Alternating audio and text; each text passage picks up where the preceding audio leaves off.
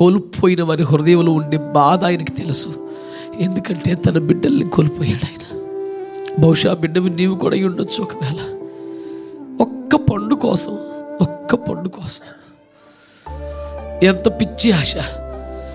తన స్వరూపములో పోలికలో సృష్టించినటువంటి, తనతో సహవాసం చేయడానికి పరమును తండ్రిని మహిమను వదిలి రోజు వచ్చుచున్నవాడిని పోగొట్టుకున్నటువంటి అమాయకులు. ఈ బాధ మీకు అర్థమైందా? ఒక అక్రమ సంబంధం కోసమో, అక్రమ సంపాదన కోసమో, దేనికోసమో నీ ప్రభునే బయట పెట్టేసిన పరిస్థితి నీకుందా? నీ ప్రభునే వదిలేసిన పరిస్థితి నీకుందా? ఈరోజు నిన్ను ఆశీర్వదించుటకు, అన్ని తానై నీ పక్షముగా జీవితాంతం ఉన్నటకు నిన్ను వెతికి వచ్చుచున్న దేవుణ్ణి నీకు పరిచయం చేస్తున్నాను.